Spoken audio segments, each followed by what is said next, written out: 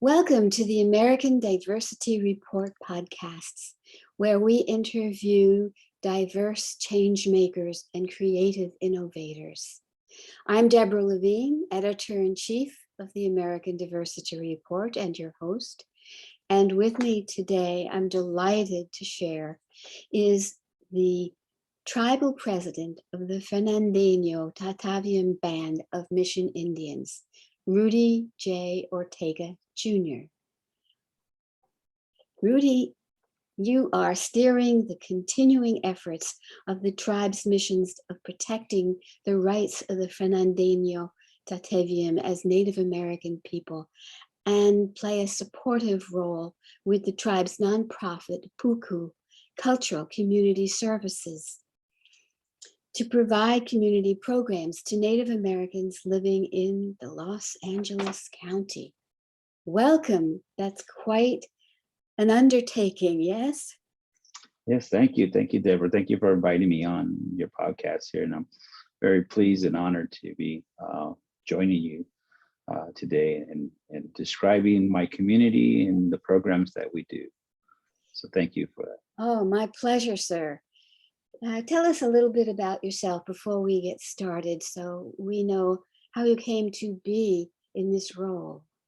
Sure. My ancestry is tied to Mission San Fernando that that had taken over 130 villages, roughly 26 villages actually, from my lineage to Mission San Fernando. So we have a diverse culture of the indigenous Native Americans, the first peoples to the land of what is Los Angeles County, Ventura County, and bits of Kern County. And so my heritage is tied in there.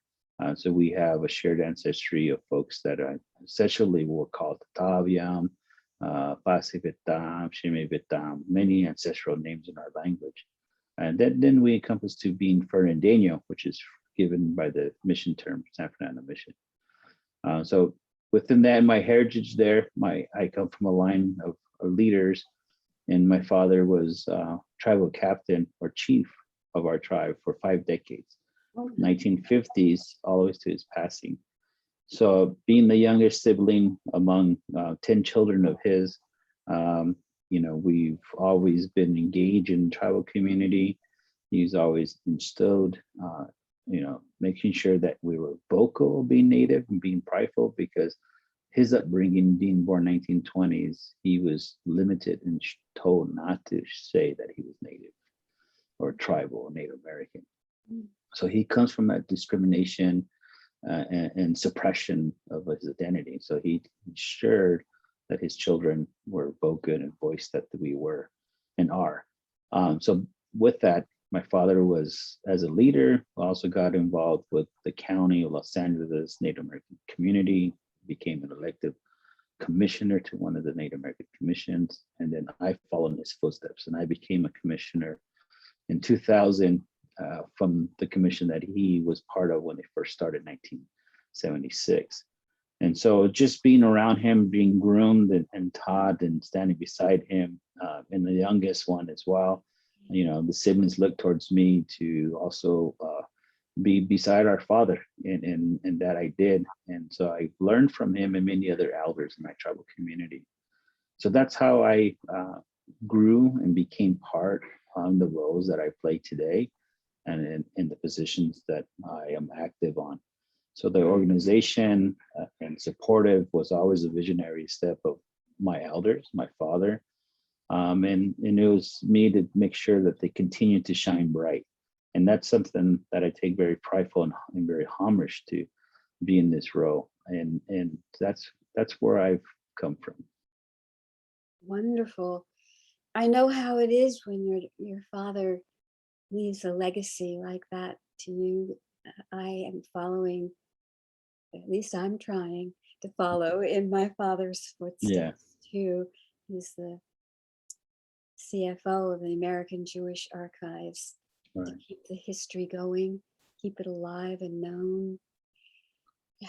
Wow. Yeah, that's good. Yeah, it's wonderful. It is, but it's also a tremendous responsibility. And I'm looking forward to hearing more about what you're doing. It must be a 24/7 job. Yes, Yes. yes. So tell us a little bit about your tribe, and the history of it. You know, I'm a historian by nature in my Sure. DNA. Yeah, no, definitely, definitely. And as I explained a little bit with my introduction about myself, we were descendants of Mission San Fernando. We were baptized, our ancestors, my progenitors were baptized at Mission San Fernando, given a first name only, not a last name, and still maintaining some of our tribal names. And the Catholic in Spanish that arrived into California and that were converting Native people from their native beliefs to Catholicism, believed in multi-level layer of status of human being. So they didn't see my ancestors as human until they were fully baptized, Christian, and so on. So we gone through that, and it was really a suppression of our own religious practice and cultural being of who we were as people. And so now we have that cross culture of both Catholicism, Christianity, and our native beliefs within the tribal community. So our tribe here now is a state tribe, is not a federally recognized tribe. And much like the Spanish that arrived and went into the Mexican era, because as California, we were part of Mexico for a short period of time, uh, and then into the U.S. era, the policy of the settlers were the same. It's pretty much extermination of the Indian. And there's even policy and propaganda that went out was kill the Indian, save the man. And much of that was here as well in California as the boarding schools. And they took the ideal lessons of what the Spanish had done, moving Indian people to Spanish missions and converting them and then teaching them different techniques and ethics about their culture and religion and pretty much lifestyle. So that has the US. And so some of our people were taken to boarding schools that were over 120 miles away from our homelands, and some, and actually I should say many, never returning back to the tribe.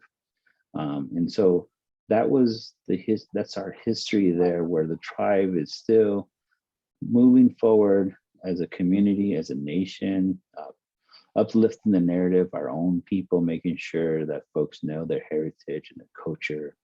And it is a cross culture, as many people in America is today. We're very cross cultured. We share a lot. And so that's what's in our community today, but being very prideful as Native people. And so the tribe has been advocating for federal acknowledgement since 1892. We've been fighting for land rights. We had our own land. It was taken from us, moved into what is now the city of San Fernando by politicians who retired and moved and purchased properties. And Indian didn't have a rights to protect themselves in courts. If you were sued by a white man and you're an Indian, you automatically lost the court case just by the fact that you were Indian. And so these rules and laws were put in place to really, dismantle and displace and suppress Indian people. So the tribe has been advocating for those land rights, those water rights, and the status. So in 1994, the tribe formally wrote a letter to the Bureau of Indian Affairs for its petition status as a Native American tribe. But prior to that, it's been an ongoing battle from 1892 to all of the 1970s. The tribe asks for lands, returns again. And always the same question is, what is your status? And so the tribe formally did that in 1994. So now we're here in 2021. The tribe is at the door of the Bureau of Indian Affairs under the Office of Federal Acknowledgement, working beside them, which the relationships changed. Before we were pounding on the door. Now the door's open for us. We're talking to the department. They're looking at our data. They're looking at our information, and hopefully, the stars align for us, and we can finally cross that finish line and achieve federal acknowledgement. And that's something we're looking at in the next few years. And they say the process takes about 5 years, so hopefully, we'll get it done within that time frame or sooner. Oh, goodness, that would be amazing, wouldn't it? Yes, it would. Oh, yeah, definitely. Oh my. Well, I hope you will stay in touch and let us know how that's progressing. I'm sure our audience is fascinated by the process and the lack of it in the past. Oh yeah, no, definitely. I'll keep you informed. And the process is very hefty. It's very costly and time consuming.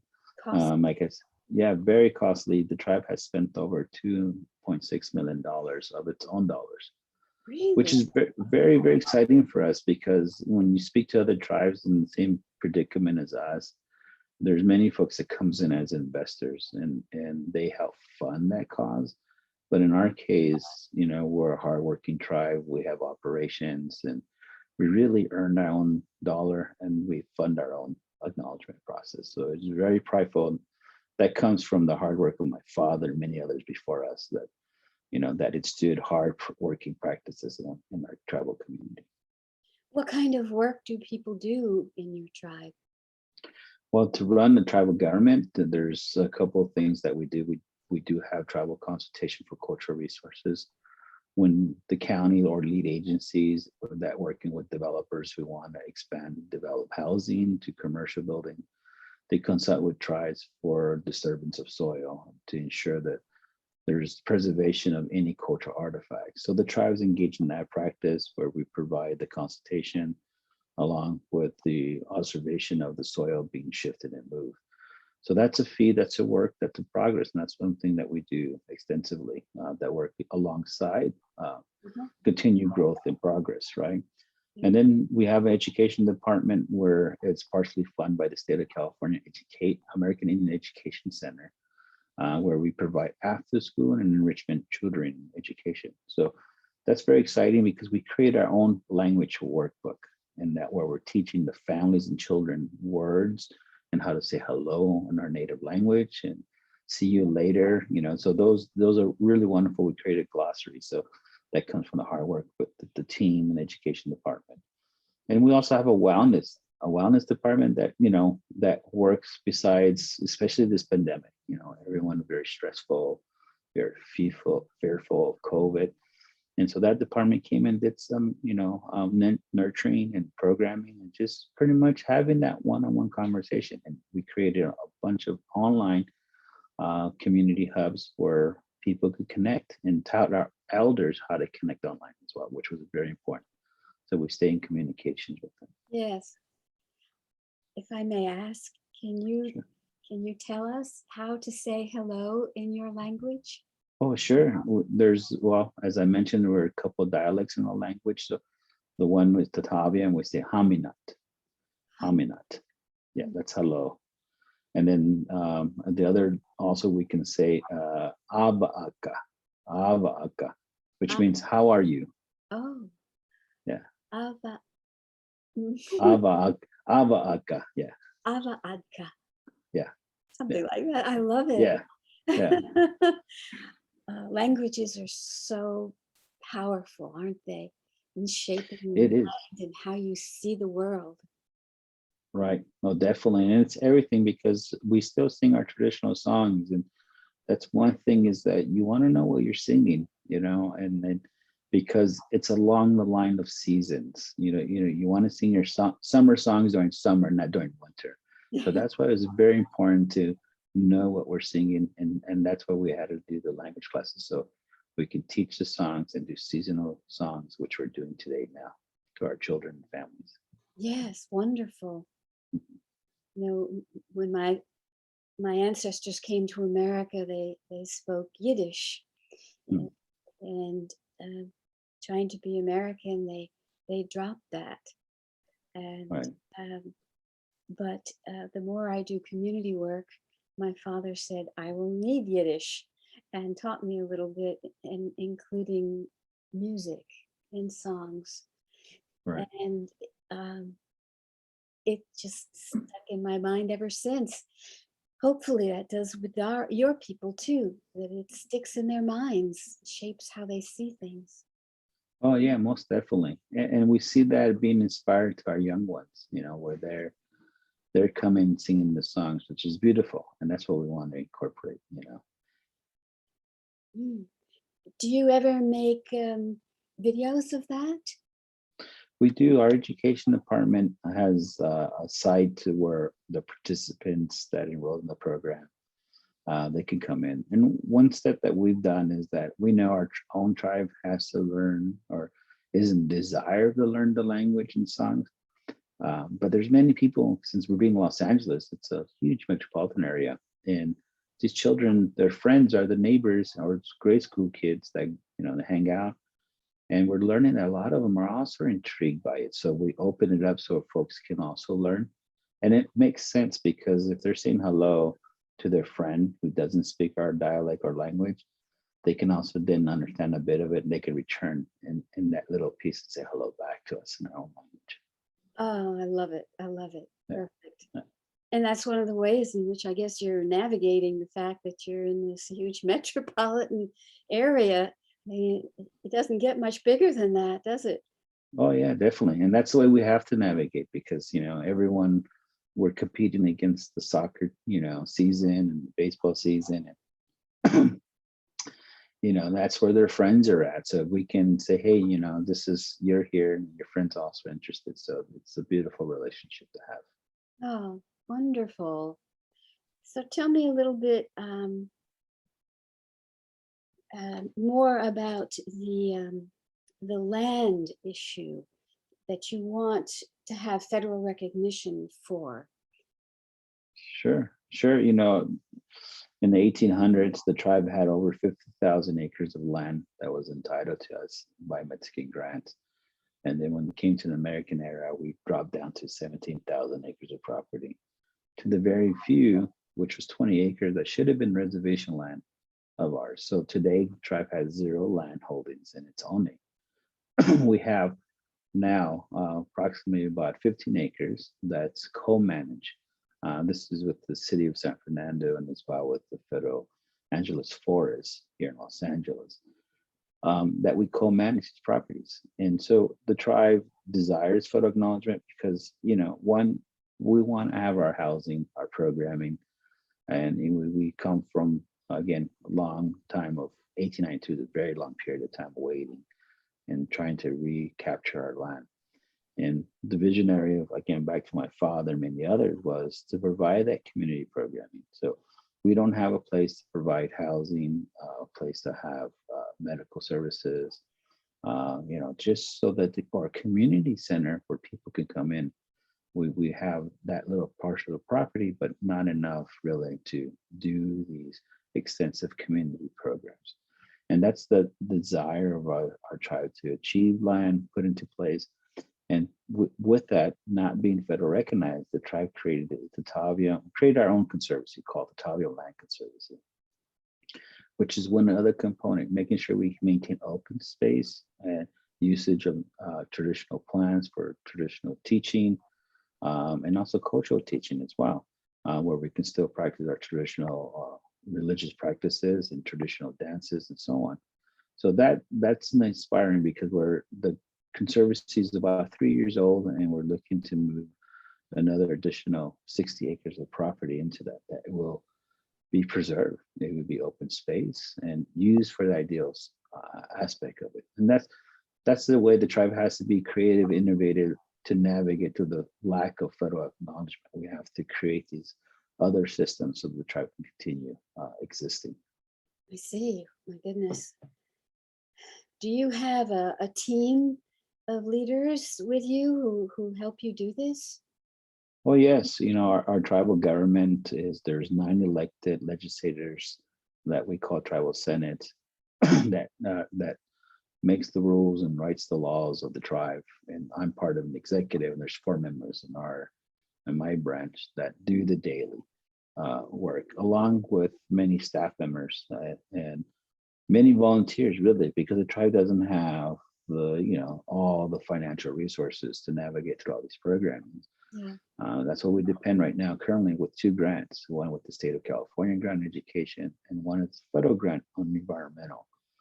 So with those 2 plus the other business operations that the tribe has, we are able to sustain ourselves.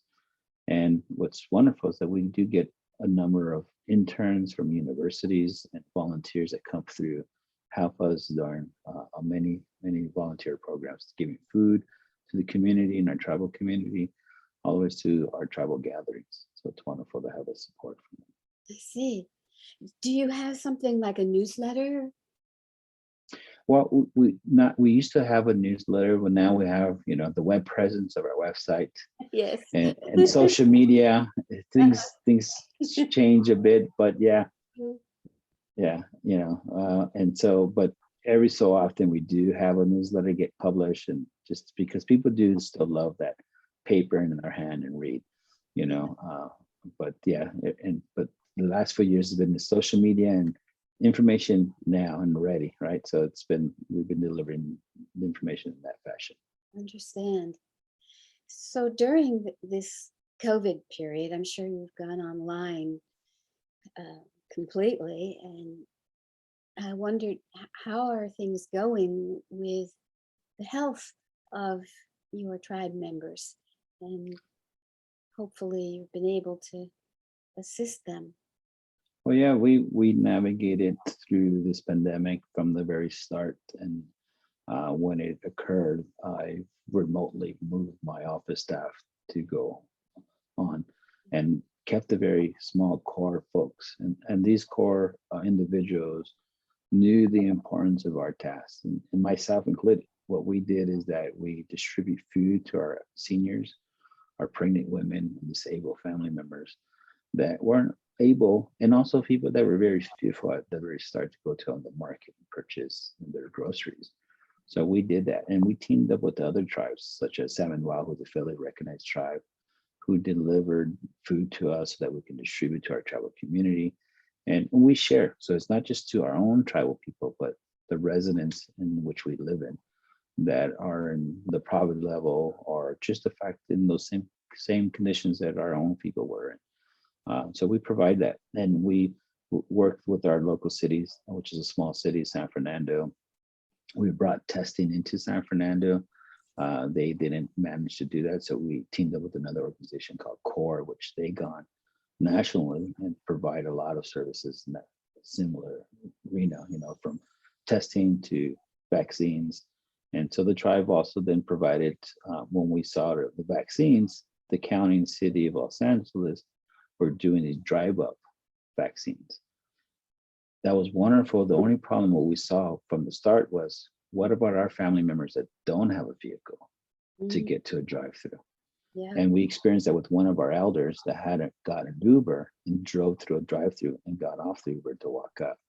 They managed to service her, but they weren't ready for her because the mechanism was for you to drive through.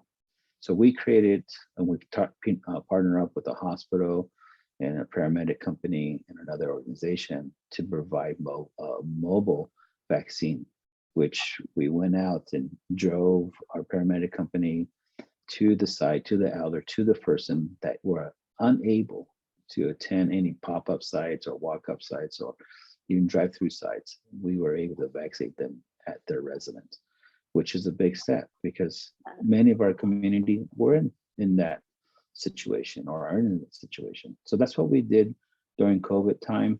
And then slowly, as things started to change slightly, we moved some of our staff members back into office, keeping some still remote, with safety and practicing all the safety measures. That's the key thing, and we left the politics of being vaccinated, not vaccinated, mask, not vax, left it to the air and said, look, we're here together as a team. We have to support each other. We have to support the community. And we need to do best practices, logic thinking to save each other's lives. Good for you. Yeah. Absolutely. What percentage of adults do you think were vaccinated in your community? Right now, we're still working on it. Right, we have about 80% of our adults vaccinated, and there's 860 people registered citizens of our tribe, and unfortunately, through COVID, we lost 3 members due to COVID. Yeah, and so we took it very seriously. We told everyone, but you only give so much information when you're competing against other mass media and all the other social medias out there and the rumors about vaccinations and not. So we try to educate as much as possible the truth and the sincerity of it. So again, we have 80% of our adults that are vaccinated, and now moving to our youth as well. Good. I- so it's a great that those are available to take the vaccines are stepping up and getting the vaccine. Mm. It looks like you've been really quite successful in taking care of the tribe and their health needs. I'm hoping that you will be able to have what you need for a cultural center in the not too distant future. Oh yeah, oh definitely, and we're still working hard towards that. So hopefully, in the not too far distant future, we will definitely have that culture center. I bet it will be wonderful, Yeah. absolutely wonderful. When Yes. I moved here to Chattanooga to be the executive director of the Jewish Federation, my job was to build a new cultural center for the Jewish community here. And I did, and I did. Great. That's great. And it's still going. It makes such a difference. It really does Right. in being able to pull people together and share the culture and the food. Right. Right. That's important. Yeah. Yeah. Food is important. That's Yes. fill everyone's bellies and Mhm. has a wonderful time and learning and listening. Yeah. Are there traditional dishes in your tribe? Yeah, we still have some more traditional dishes that we have. We have one bread that it's called pilili. It's and so we also have acorn mush, which is called a wee wish. And so those are traditional dishes we do, and also we have beverages. We have the pickly pear fruit juice. So a couple of things, and very healthy. Some of the dishes, very bitter, which some of the youth is always exciting to see their faces when they eat it because unexpected. They're used to that sugar in many of our fast foods, Yes. which is not there in traditional food. Um, but no, definitely we do have a couple, and we have, along with our neighboring tribes, they have created a collective where they practice traditional meals and with a little bit of a more of a modern flavor to it as well, where they experience, the blending of some of the traditional dishes with Oh, that some of sounds the stuff today. wonderful. Absolutely. If I get out to your area, I'll be there for dinner. Sure. Yeah. Is there anything else you'd like to add for our audience? Sure. Thank you firstly, Deborah, for having me on the podcast. It's been a wonderful time. For everyone else out there listening, they can definitely visit our tribal website. It has all the links to all of our different organizations and operations. Our website is tataviam.us, tataviam.us.